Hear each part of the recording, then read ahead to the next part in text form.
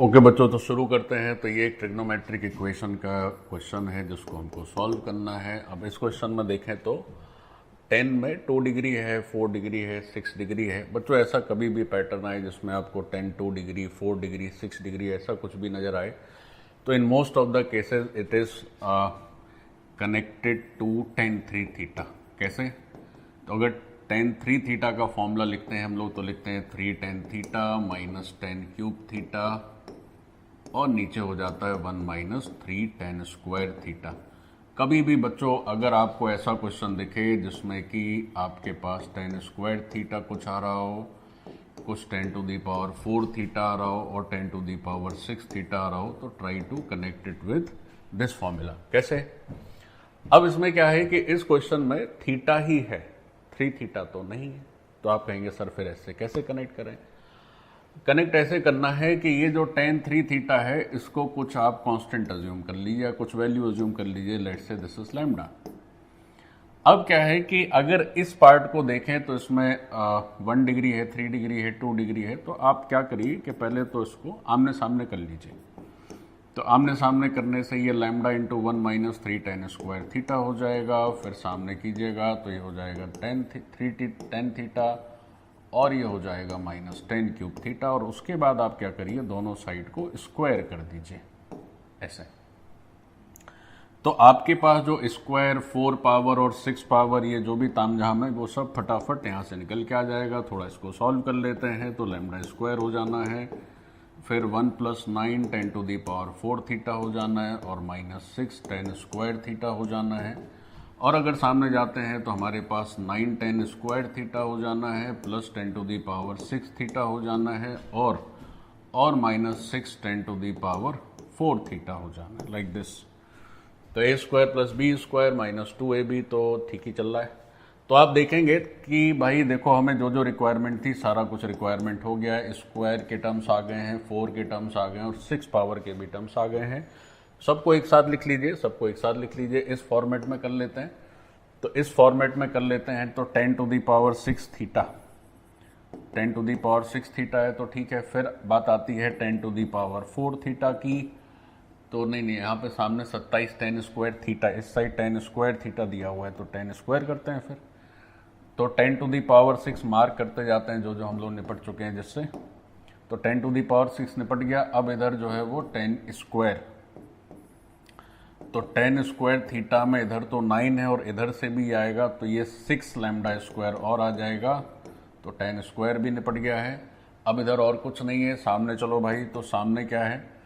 तो अगर सामने मतलब हमने ये वाली साइड को इधर लिख दिया है, तो सामने अगर जाएंगे तो कांस्टेंट है और 10 की पावर 4 है। तो कांस्टेंट अगर देख लो भाई, इधर कुछ है, हाँ भाई कांस्टेंट नज़र आ रहा है, लैम्डा स्क्वायर नज़र आ रहा है। और 10 की पावर 4 अगर देखें तो उसमें अगर देखते हैं तो क्या दिख रहा है? तो उसमें अपने को एक तो 9 लैम्डा स्क्वायर नज़र आ रहा है। So this is 9 lambda square, और कुछ है क्या? हाँ, इधर से 6 और पहुँच जाएगा उस साइड। चलिए, तो अब आपके पास जो क्वेश्चन दिया हुआ है और जो हमने सॉल्व किया है, तो आप देखें तो वो एक ही जैसे हैं। तो अगर ये दोनों ही लाइन, चूंकि ये दोनों ही equation 10 to the power 6 tan square और से 10 टू दी पावर 4 में है, तो what we can do is we can compare these two results, है ना। तो अगर हम ऐसे कहें कि अगर से इसको इक्वेशन 1 ले लें और इसको क्वेश्चन के साथ कंपेयर कर दें, तो हम क्या कर रहे हैं कि कंपेयर कर रहे हैं हमारी पहली इक्वेशन को विद द गिवन इंफॉर्मेशन या विद गिवन क्वेश्चन। तो देखो क्या हो रहा है, तो कोफिशिएंट कंपेयर करेंगे तो एक का कोफिशिएंट अगर सेम है तो बाकी सबके कोफिशिएंट भी सेम हो जाने। तो यहाँ से बच्चों जो 27 है tan स्क्वायर के साथ, और यहाँ पर tan स्क्वायर के साथ है 9 plus 6 lambda square. So this is the first result that we are getting. Second, यहाँ पर कांस्टेंट टर्म 3 है, यहाँ पर कांस्टेंट टर्म लैम्डा स्क्वायर है। So this is the second result that we are getting. फिर वहाँ से जो 10 टू दी पावर 4 है वो 10 टू दी पावर 4 के साथ 33 है, और यहाँ से अगर 10 टू दी पावर 4 के साथ देखें तो 33 is basically 9 lambda square plus 6। हमसे थीटा की वैल्यू पूछी है इस क्वेश्चन में, तो बच्चों ये तीनों चीज़ों की बिल्कुल ज़रूरत भी नहीं है, आपका काम केवल इसी से ही हो जाएगा। जैसे यहाँ से तो डायरेक्ट ही आपको लैम्डा स्क्वायर की वैल्यू मिल रही, चाहे यहाँ से कर लीजिए, ऊपर से एक ही चीज़ है। 27 में से 9 गए 18, तो एक ही बात है। सेकेंड, फर्स्ट और सेकेंड बोथ आर सेम। अब यहाँ से क्या है कि अपने को ये जो लैम्डा हमने अज्यूम किया था, तो आपको ध्यान में हो ये tan 3 थीटा था, तो यहाँ से बच्चों tan 3 थीटा का जो स्क्वायर है वो 3 वैल्यू दे रहा है। मैंने क्यूब कर दिया है गलती से, ये स्क्वायर है, इसकी वैल्यू है 3। तो जो tan 3 थीटा है दैट मे बी आइदर √3 और -√3। अपने को थीटा की वैल्यू पूछी है, तो अच्छा ये भी लिख दिया है कि थीटा साहब फर्स्ट क्वाड्रेंट में है 0 से π/2 में, तो अब आपको बतानी है क्या वैल्यू है। तो tan थीटा की वैल्यू √3, तो tan थीटा पॉजिटिव है, तो ऑल साइन 10। तो एक तो आंसर इसका फर्स्ट क्वाड्रेंट में भी ले सकते हैं आप, और सेकंड क्वाड्रेंट में भी हो सकता है ना। तो ये फर्स्ट में भी हो सकता है, सॉरी थर्ड में भी हो सकता है, दोनों क्वाड्रेंट में हो सकता है।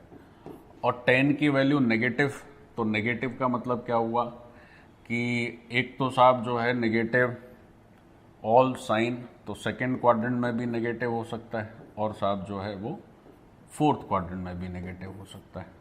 तो अब केवल हम चूंकि हमें वैल्यू पर रिस्ट्रिक्शन है, 3 थीटा की जनरल वैल्यू नहीं लिखनी है, तो हम जनरल वैल्यू नहीं लिखनी है तो जनरल वैल्यू भी लिख के दिखा देते हैं। पहले तो एक काम करते हैं कि इसकी 0 से 2π में वैल्यू देख लेते हैं कितनी आ रही है। 3 थीटा 0 से 2π, तो फिर थीटा पता चल जाएगा। तो बच्चों एक वैल्यू तो 3 थीटा की क्या हो गई, तो 3 थीटा की वैल्यू लेने जाओगे तो एक तो है π/3 यानी कि 60 डिग्री, फिर थर्ड क्वाड्रेंट का मतलब हुआ π + π/3 यानी 4π/3, सेकेंड क्वाड्रेंट का मतलब हो गया π - π/3, और फोर्थ क्वाड्रेंट का मतलब हो गया -π/3। तो ये जो 3 थीटा की जो वैल्यूज आई हैं वो क्या क्या आ रही हैं, एक आ रही है 60 डिग्री, फिर या पाई के टर्म में अगर लिखा रहने दो तो π/3 हो रहा है, 4π/3 हो जा रहा है, और 2π/3 भी हो जा रहा है, और -π/3 भी हो जा रहा है। तो अगर इसको हम जनरलाइज्ड करके भी वैल्यू अभी लिख सकते हैं, तो पहले थीटा की वैल्यू देखो क्या आती है। तो π/6 है तो π/12 नहीं, π/18 हो जाएगा ये, π/18 होगा ना, मैंने गलती कर दी यहाँ, π/3 है, मैंने π/6 कर दिया है, थोड़ा ठीक कर लो बच्चों।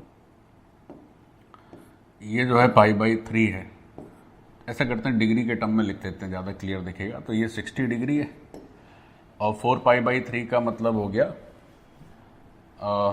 π + π/3, तो ये जो है 240 डिग्री हो गया, ठीक है। और फिर 2π/3 का मतलब 120 डिग्री हो गया, और ये -60 डिग्री हो गया। तो अब थीटा की थोड़ी ज़्यादा क्लियर वैल्यू नज़र आ जाएगी। एक तो 20 डिग्री है, और फिर एक 80 डिग्री भी है, और फिर इसके बाद 40 डिग्री भी है, और फिर उसके बाद -20 डिग्री है ना। तो हमें चूंकि जो आंसर बताना है जो 0 से π/2 के बीच में ही बताना है, तो हमारा आंसर बच्चों बनता है 20 डिग्री, 80 डिग्री और 40 डिग्री। डन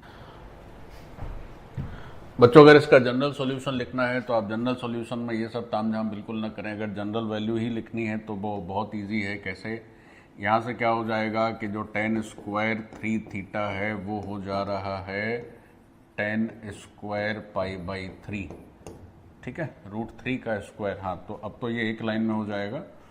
तो यहाँ से आंसर आ जाएगा theta is equal to nπ plus minus, sorry 3 theta is equal to nπ plus minus alpha which is π/3। तो यहाँ से जो थीटा की वैल्यू लिखी जाएगी वो हो जाएगी nπ/3 प्लस माइनस π/9। तो ये हमारा जनरल सॉल्यूशन है, और यहाँ पर n जो है वो कोई भी इंटीग्रल वैल्यू हो सकती है।